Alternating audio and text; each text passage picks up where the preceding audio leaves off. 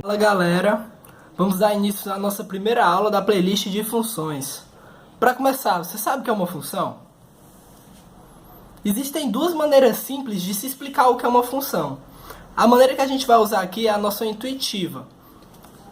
Uma função nada mais é do que relação entre grandezas, ou então variáveis, ou seja, o que você quiser relacionar numericamente, você vai precisar de uma função. Por mais que você use ela intuitivamente, você está utilizando ela. As funções estão presentes na economia, quando você vai analisar um custo, otimizar um processo, ou na física, nas diversas fórmulas que relacionam as grandezas da natureza, ou na química, na equação dos gases, ou então na estequiometria, e na biologia, no crescimento de alguma espécie, crescimento populacional, na estatística, basicamente em tudo. E no Enem, principalmente, para você que está vendo esse vídeo.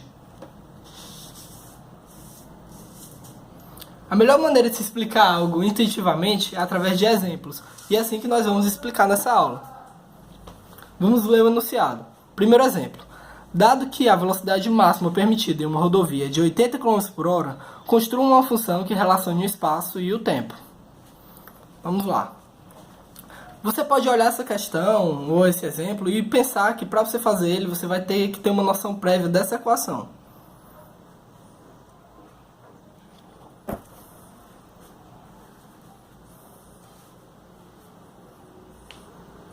Que diz que a variação do espaço é igual à velocidade média vezes a variação do tempo. O que acontece? Se você souber essa equação, obviamente vai ficar muito mais fácil de obter essa função, porque vai ser só aplicá-la. Mas se você não souber, é só você olhar nas unidades.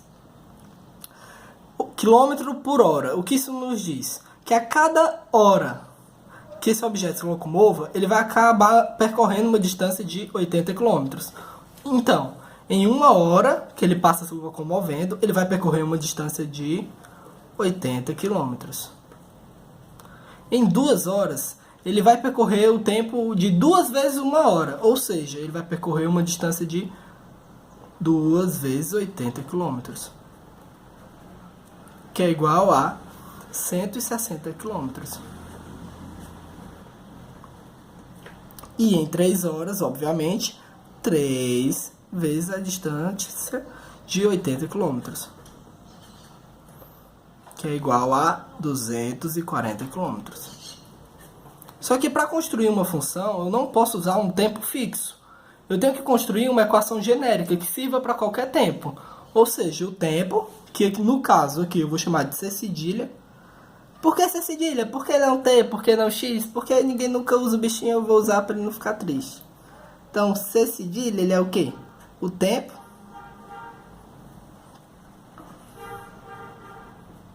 que multiplicado a velocidade média, como nós olhamos aqui analisando a tabela, que sempre é multiplicado pela velocidade média,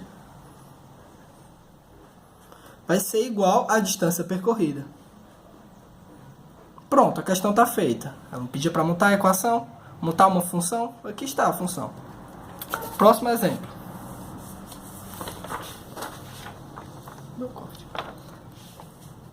Próximo exemplo nada mais é que uma questão do Enem.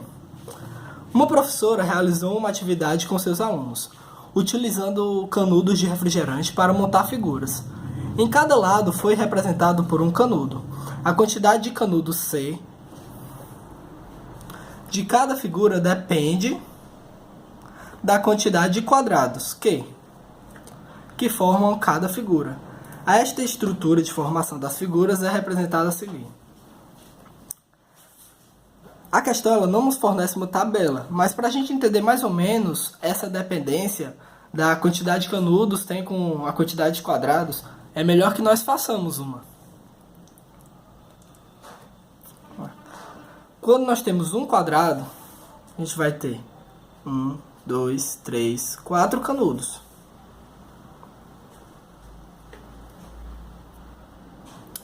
Quando nós tivermos 2 quadrados, nós vamos ter 1, 2, 3, 4, 5, 6, 7 canudos. Veja bem, esse canudo que está no meio, ele serve tanto para um quadrado quanto para outro. Então só se conta ele uma vez. Na terceira figura, nós teremos 1, 2, 3, 4, 5, 6, 7, 8, 9, 10 canudos. O que se percebe? Que para cada quadrado que eu adiciono à figura, eu vou ter uma adição de 3 canudos. Daqui para cá, mais 3 canudos. E daqui para cá, mais 3 canudos. E daqui para o próximo exemplo, que seriam com 4 quadrados, seria mais 3 canudos de novo, seriam 13 canudos. Certo? Então, o que acontece? O número de quadrados vezes 3 mais alguma constante vai ter que dar igual ao número de canudos. Como é que eu vou saber que constante é essa? É só analisar o primeiro caso. Nós temos 1 quadrado e 4 canudos. Se é 1 quadrado, então vai ser 1 vezes 3, que dá 3, mais alguma coisa para dar 4. Essa alguma coisa é 1, porque 3 mais 1 é 4. É notável que se você analisar os exemplos, você percebe isso. Olha, para cada quadrado eu adiciono 3 canudos. Eu tenho 1 quadrado, aí eu vou ter 2 pares de 3. 3 canudos aqui, mais 3 canudos aqui, e esse lado aqui que sempre se repete. A mesma coisa para o terceiro caso. A gente vai ter uma adição de 3 canudos, 3 canudos, 3 canudos e um lado que sempre se repete. Esse lado ele é uma constante. Independente do número de quadrados que estiverem na fileira, esse primeiro lado ele não vai entrar na conta. Ele vai ser uma constante. Ele não vai depender da quantidade de quadrados. Sempre vai ter esse lado sobrando. Então vai ser 3 vezes a quantidade de quadrados mais 1. Se você analisar os itens, você também pode chegar a essa conclusão. É uma outra maneira de se fazer. A gente percebe aqui que o resultado que a gente encontrou é o item B. Só está escrito de outra maneira. Isso aqui é a mesma coisa aqui.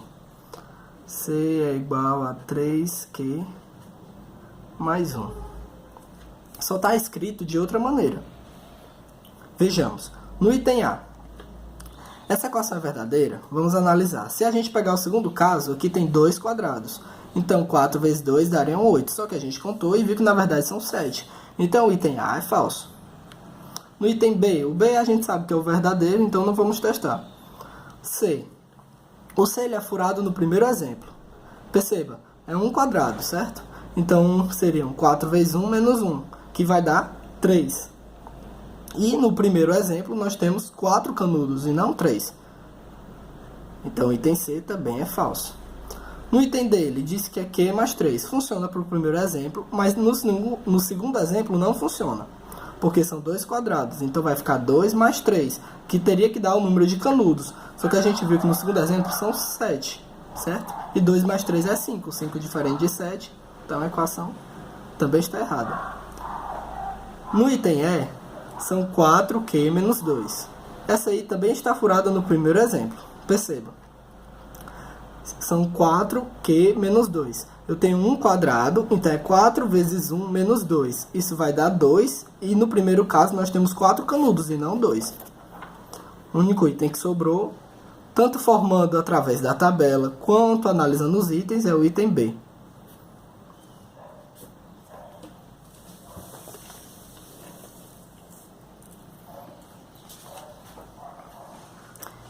Vamos lá, nosso próximo exemplo também é uma questão do Enem. Em fevereiro, o governo da cidade de México, metrópole de uma das maiores frotas automotivas do mundo, passou a oferecer à população bicicletas como opção de transporte, por uma anuidade de $24. Os usuários têm direito a 30 minutos de uso livre por dia. O ciclista pode retirar em uma estação e devolver em qualquer outra. Se quiser estender a pedalada, paga $3 por hora extra. Vamos lá. O que a questão pede? Ela pede uma expressão que relacione o valor F pago e uma quantidade de horas extras. A expressão que relacione o valor F pago pela utilização da bicicleta por um ano, quando se utilizam X horas extras. Vamos lá. Vamos analisar as informações principais. O 24 ele é uma constante, é uma anuidade. A pessoa tem que pagar, independente da quantidade de horas que ela percorra, ela vai ter que pagar esses $24. Então, pronto. O valor total F pago, ele vai ser igual a 24 mais a quantidade de horas extras, que é X, vezes 3 dólares.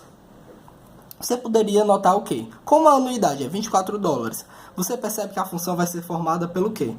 Pelo 24, mais alguma coisa que vai depender da quantidade de horas extras. E o único item que se encaixa aí é o D. Então você podia perceber isso logo de cara, marcar o D, ou realmente montar a equação. Se você for querer fazer uma análise de item, assim como no exemplo anterior, aqui é bem mais complicado, porque você vai ter que estipular alguns valores diferentes para a quantidade de hora extra, montar uma tabela e depois testar nos itens. Então compensa muito mais nessa questão você realmente montar a equação. Você percebendo qual é o valor constante, que não depende da quantidade de horas, você já pode matar pelos itens. Então é isso, galera. Essa foi a primeira aula do canal. Espero que vocês tenham gostado.